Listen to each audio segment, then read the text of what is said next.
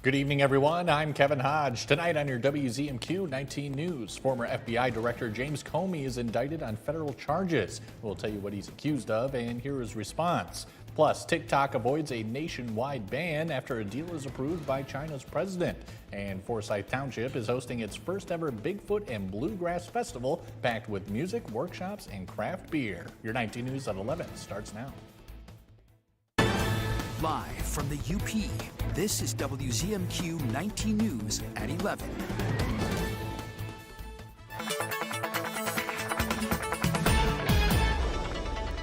Welcome in. A first look at your forecast. We do have a really lovely weekend ahead, but you do have to stick through tomorrow. We will see temperatures for tonight staying mild for us into the mid to upper 50s. We'll see some cloud cover more out to the western half of the Upper Peninsula, maybe a stray shower out to Sault Ste. Marie, but things are clear out towards Houghton, Ontonagon, and Ironwood. And for your Friday, we'll still have those temperatures seasonal, slightly chilly into the 60s, still with sunshine, but a summer-like weekend is ahead. I'll break it all down for you in just a few minutes. Kelly, thank you. Former FBI Director James Comey has been indicted by a federal grand jury on 2 criminal charges. In a video statement, Comey declared his innocence. Erica Brown has the latest on these developments from the White House. Former FBI Director James Comey was charged with 1 count of making false statements and 1 count of obstruction of justice. The indictment alleges Comey misled lawmakers on Capitol Hill during his 2020 testimony about the FBI's investigation into Russian interference in the 2016 election. The 5-year statute of limitations to bring charges was set to expire next week. He did terrible things at the FBI. But I don't know. I have no idea what's going to happen. The indictment comes days after President Trump on social media appeared to urge his Attorney General Pam Bondi to target the former FBI director and other perceived political opponents. The president reacted to the indictment on Truth Social, calling Comey, quote, the former corrupt head of the FBI, adding Comey is now at the beginning of being held responsible for his crimes against our nation. Attorney General Bondi issued a statement saying, quote, no one is above the law. Today's indictment reflects this Department of Justice's commitment to holding those who abuse positions of power accountable for misleading the American people. Comey said this in a video statement late Thursday. My family and I have known for years that there are costs to standing up to Donald Trump. But we couldn't imagine ourselves living any other way. But I have great confidence in the federal judicial system, and I'm innocent. So let's have a trial and keep the faith. In a statement, Virginia Democratic Senator Mark Warner, who is vice chair of the Senate Intelligence Committee, called the indictment a dangerous abuse of power. The indictment makes Comey the first former senior government official to face prosecution in connection with the long-concluded investigation into Russian election interference. Comey's arraignment is set for October 9th in federal court in Alexandria, Virginia. Lindsay Halligan, U.S. Attorney for the Eastern District of Virginia, said that if convicted, Comey faces up to 5 years in prison, while actual sentences for federal crimes are typically less than the maximum penalties. TikTok is here to stay. President Trump signed an executive order Thursday allowing TikTok to continue operating in the U.S. under a new business structure. Former President Joe Biden signed legislation last year calling for Chinese parent company ByteDance to sell TikTok's assets to an American company or face a nationwide ban. Trump says Chinese President Xi gave the go-ahead to proceed with the deal. This is going to be American operated all the way. And great respect for President Xi, and I very much appreciate that he approved the deal, because to get it done properly, we really needed the support of China and the approval of China. The federal government and more than 30 states had banned public employees from using TikTok on government-issued devices because of national security and privacy concerns. The White House says the new deal will create a joint venture based in the United States with U.S. investors and owners, and a majority of Americans on the board of directors. The administration says more details will be announced soon. Lawmakers are looking into a better way to manage the 32,000 acres of land in Keweenaw County. Better known as the Heartlands Project, the land was secured by the Nature Conservancy in the fall of 2022. TNC is looking to pass the land back to the county, but they need a better way for the county to manage the land. Lawmakers passed 3 bills in the House last week that changed the structure of recreational authorities in Michigan. Lawmakers say it would allow Keweenaw County to form their own authority to manage the land and future public recreational access.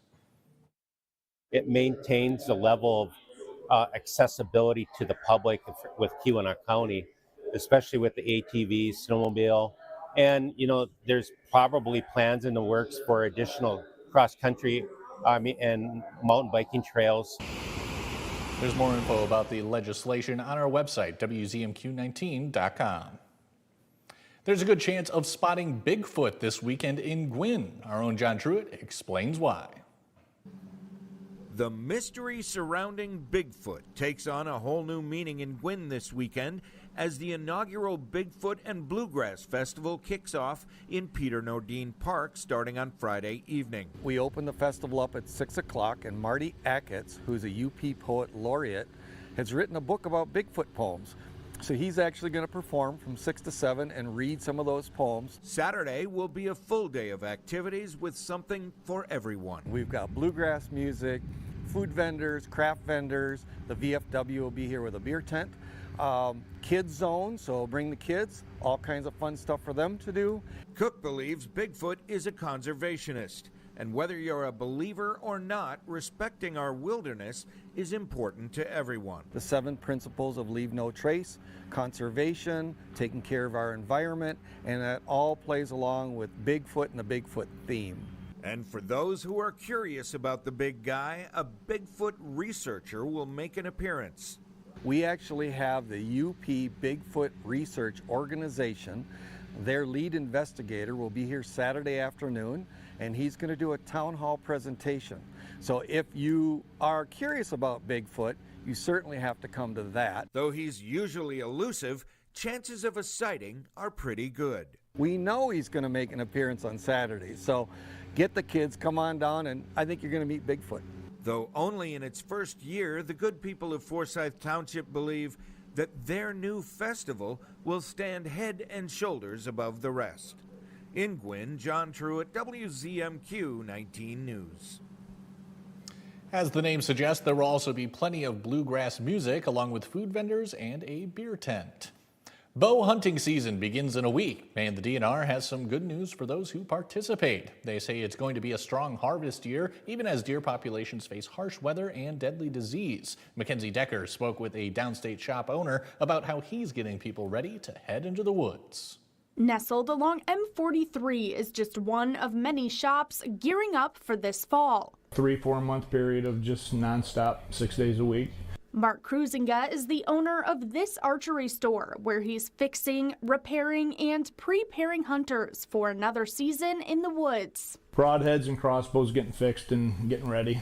And as these hunters count down to opening day, Michigan's Department of Natural Resources says they're expecting a strong deer harvest this year, despite a few wild card conditions. As always, winter weather is expected to be a big factor in the UP. Hunters in the northern Lower Peninsula may have some difficulty navigating the woods following ice storms earlier this year, and the southern Lower Peninsula is seeing an EHD outbreak. That's a significant wild card for hunters to be just aware of. Some hunters may see a lot of impacts on deer and that'll affect their experiences.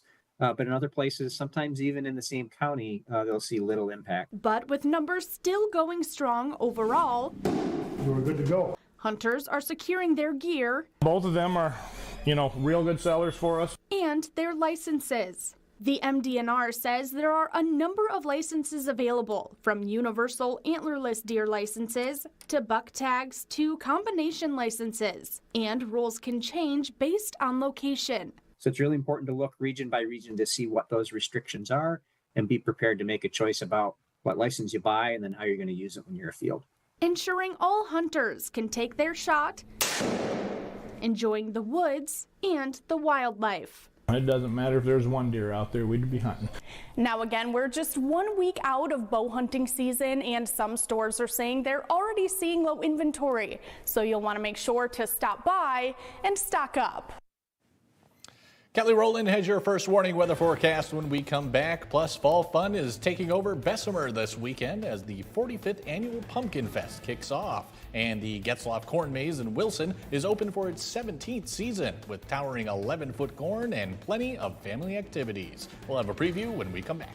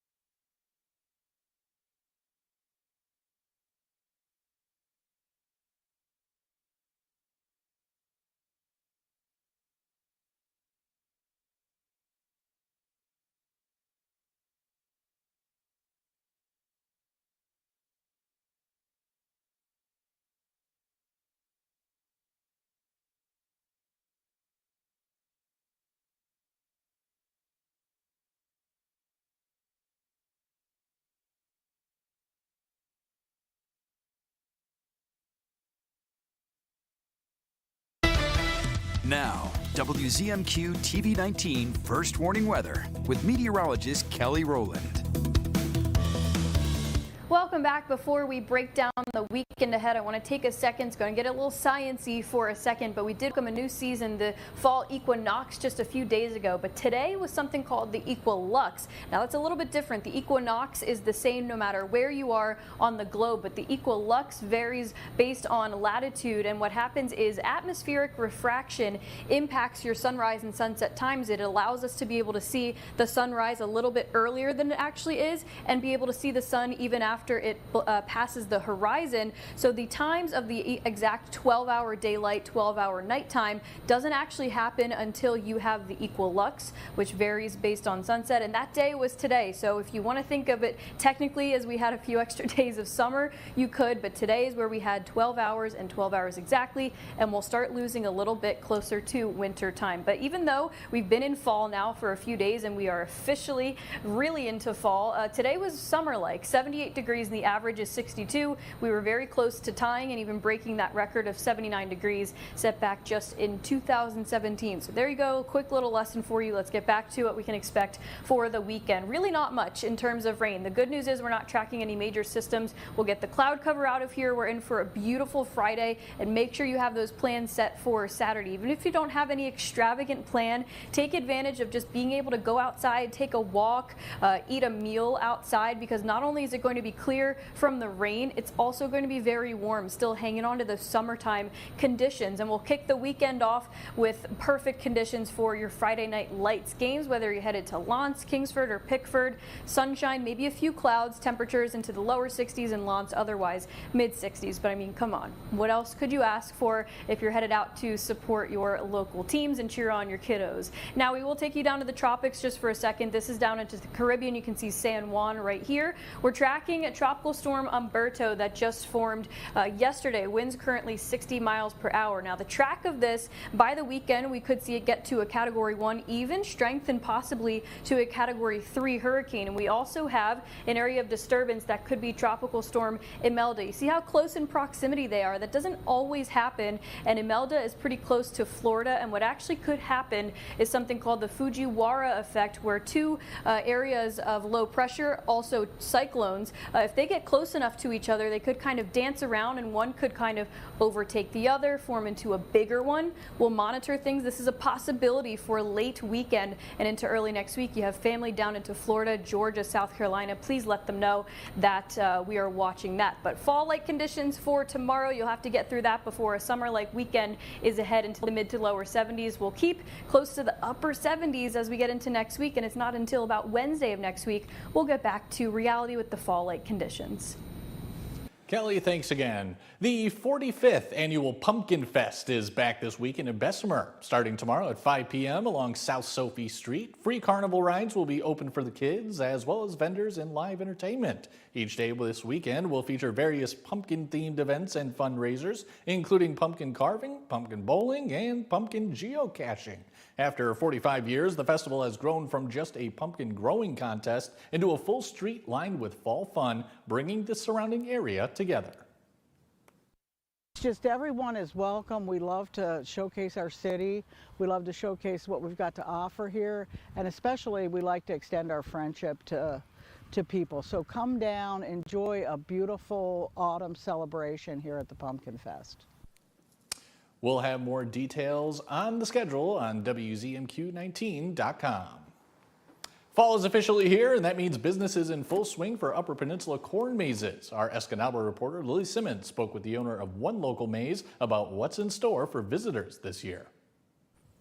2025 marks Getzlaff Corn Maze's 17th year in operation. We want to do something for the community, so we started, and it grew every year since. Corn is the family business, and this year has been a particularly good one for it. To grow corn in the same field for 17 years is a struggle. We work close with our seed consultant, Wilson Seed Sales, and they set us up with a corn they think will thrive on a field that's been planted in corn so long, and as you can see, we hit a home run this year. It's nearly 11 feet tall, making for an extra challenging maze experience. You really feel like you're closed in, because we always tell people, if you do get lost out there, you can always see the silos, but this year you can't. The corn is so tall, you can see the sky, that's it. From above, the maze is a tribute to Pink Pumpkin of Delta County, which supports families facing a cancer diagnosis. And inside, there's a hidden game. We have 5 different posts and a sign out there to try to find. A lot of people enjoy taking a marker and signing their name and year on it, and we enjoy it too because there's a lot of names from a lot of years and a lot of places. Once guests have conquered the maze, they can enjoy a full day of fall fun. A jump in the bounce house, a ride down the super slide, a climb on the hay bales, and a visit to the farm animals, from cows and goats to little kittens. Our biggest attraction, other than the corn maze, is our hayride, especially with the leaves turning. It goes through a 40 of hardwoods. Everything's included. The only extras, our pumpkins are for sale, and we have a little barrel train for the kids that we charge $1. The Getzlaff family says it all adds up to a special fall memory, and that's why the corn maze has become an annual tradition for so many people. It's nice. We enjoy seeing the same faces a lot, and people will show us pictures from when their kids were so tiny they were riding in the barrel train to now they're too big to fit in it. And it's really neat. Getzlaff Corn Maze is open Fridays from 4 to 8 and weekends from 10 to 8, and admission is $8. Reporting in Wilson, Lily Simmons, WZMQ 19 News. Mike Ludlam as your look at sports when we come back. He'll start with highlights from tonight's matchup between Escanaba and Marquette volleyball. We're back in 2 minutes.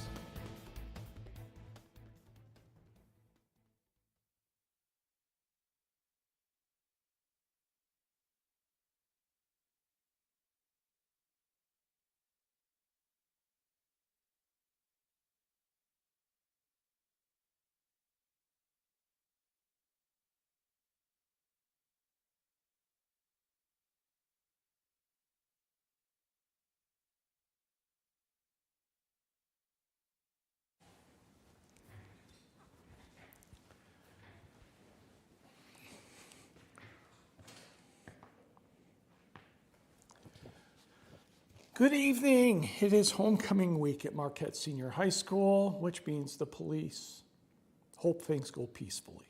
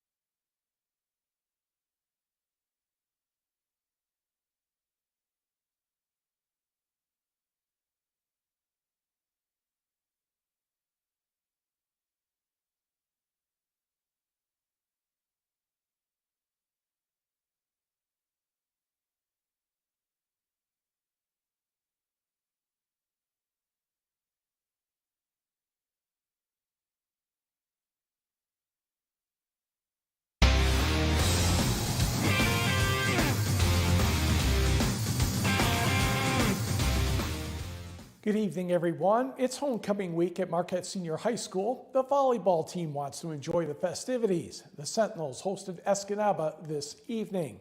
Pick up action in the first set. Escanaba's Brooklyn Beauchamp gets a kill attempt, but Marquette's Lily Demuse digs it to Kiera Doherty, who keeps the ball alive for Demuse to send it back to the Eskimos. Mary Kate Taranjo back to Mara Anderson, softly puts that one down. Escanaba has a 3-2 lead. Marquette's turn. Kirsten Swanson will get the ball over to Harlow Davis. She sets Grace Filizzetti for that kill down the line.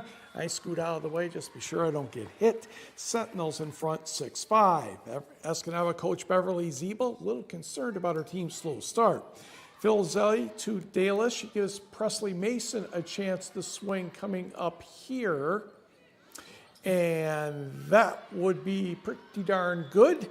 And the Sentinels take a 7-6 advantage. A couple points later, Escanaba's overpass goes to Sophie Hausman. Eskimos get back to it, and Susie Moberg puts that one down, 9-8. Moberg's reward? Yes, time to sit down as part of the rotation. We're tied at 11. Marquette's Presley Mason to Lily Demuse to Bo Richardson. She finds the open space for the point. Richardson rotates to the bench. It's 12-11 Marquette. And by the way, Richardson's dad, yes, NMU football coach Shane Richardson gets the chance to watch one of his kids play. Next for the Sentinels, Lily Demuse, Harlow Davis declare parent for the point. That made it 16-14 Sentinels. They won the first set 25-21. They won the second and had to come back to get the fifth, 15-8 to win the match, 3-2. To the volleyball scoreboard, Kingsford continues its run at being number one in the large school poll, defeating Gladstone 3-0, Negaunee over Gwynn 3-0, and same for Jeffers over Lotz. Rudyard defeated Pickford 3-0, so did Munising over North Dickinson, and Forest Park over Stevenson. Manistee gets the home win over Barkerville Harris 3-0. Big Bay Denag gets past Mid-Peninsula 3-1.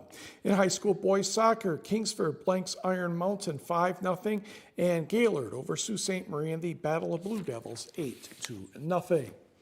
The Upper Peninsula High School girls tennis season has less than 1 week remaining. Both conferences were holding their conference meets today. We'll start in the great that took place at Kingsford. At first singles, Grace Smith of West Iron County is in the far court. Trust me, she really is. Against Kingsford's Aubrey Moore. Nope, that is the other team. Uh-oh, switch gears. Oh, now we're back. Very good. And the stroke coming up here by Moore is pretty good, but the one by Smith here is a little bit better, and she gets the point. Next, Moore will get a little more aggressive, and she will end up coming to the net after a nice serve. She goes up there, and Smith not able to get around that one. These are semifinal matches we're covering in the GNC. Also at first singles, Escanaba's Anna Martin serving in the far court to Elena Murphy of Menominee. She approaches the net, does Martin, and puts that one away gently with an overhead. Then it's Murphy's turn to turn up the aggressiveness. She will put this one toward the corner, but Martin puts up a pretty darn good lob to keep the point going. Murphy responds by getting that one back and keeping it deep. Then she will come to the service line with a couple of good forehands, winning the point there. And Kingsford's Moore was the first singles champion. Over at first doubles, Elliott and Hackelman of Escanaba in the near court against Kingsford's Belmore and Woodward. The Eskimos win the point when, ouch, darn near did the splits down there. She is okay. Also at first doubles in this court, Richardson and Lemery of West Iron County in the near court against Kentala and Rink of Marquette. The Wycons duo will end up catching the net on this point right here, but they would bounce back and go on to not only win the semifinal, they won the final as well. As I believe, if I recall correctly, the Wycons will get this point coming up here. He said, hopefully, thinking he edited very well, killing just a little bit of time, and boom, there it goes. To the board, Marquette, your winner with 33, Escanaba 27, then it was West Iron County, Kingsford, and Menominee. Turning to the Mid-Peninsula Conference, the finals took place in Negaunee. First singles, Sammy Ruby of Westwood is in the near court, getting that point right there against Lily Saunders of the Miners. Saunders, though, went on to win the match. First doubles, Negaunee's Nicole Kirkla and Claire O'Donnell against Westwood's Caitlin Doney and Neela Nurmi. And as you can tell, everybody around. The Patriots won this one, but Negaunee won the match 6-2 and 6-1. To the numbers here, Negaunee an 8-point winner over Westwood, followed by Ishpeming, Norway, and Iron Mountain.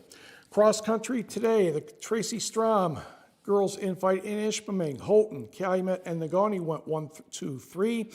Sheila Niska of Houghton, your winner, 22 minutes, 8.3 seconds. Her teammate Holly Cook was second, and Nora Woodruff of Houghton was third. On the boys' side, Jeffers, your winner by 12 over Houghton, with Negaunee third. Cameron Anderson of Jeffers, your winner, in just over 17 minutes. Henry Plummer of Negaunee second, and Landon Larson of the Jets third. Baraga at cross country invite just two full teams. Lots defeats UN Trail Creek 23-35. Individually, your winner was Bree Bessnan of the Panthers, about 20 seconds or so over Princess Pierre of Lots. On the boys' side, again, also two teams. Dollar Bay, the winner over Ironwood.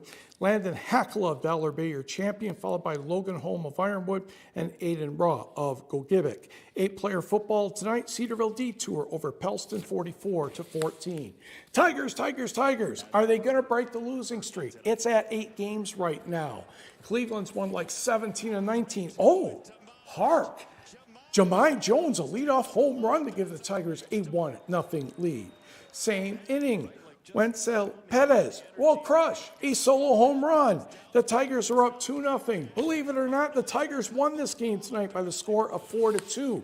So they're tied with Cleveland, even though the Guardians have the tiebreaker. Detroit is a game ahead of Houston for a wild card spot, and they are behind Boston by a wild card spot. And the Tigers finish the season by playing the Red Sox. We'll be right back.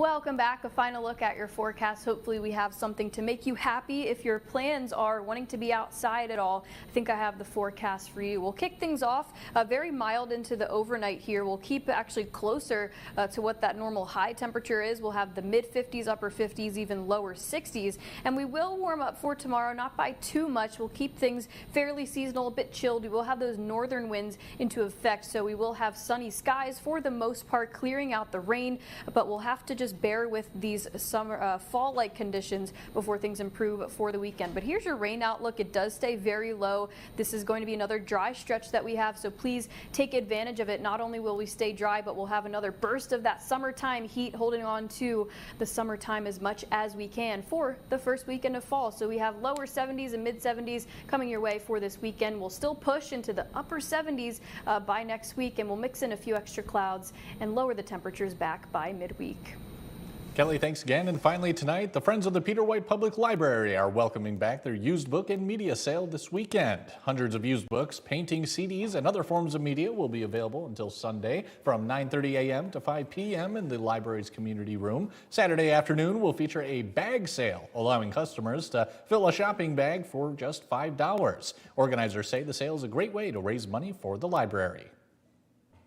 The amount of money that we've been making for year has exploded. All our friends, especially the bookstore friends, we have a passion for books, and it gives us a lot of pleasure to provide good books to our patrons. Donations for the sale can be made throughout the weekend. Seattle Seahawks beat the Arizona Cardinals 23-20, Mike. I'm still in your sports. Good job. Good job. That's it for now. We'll see you tomorrow.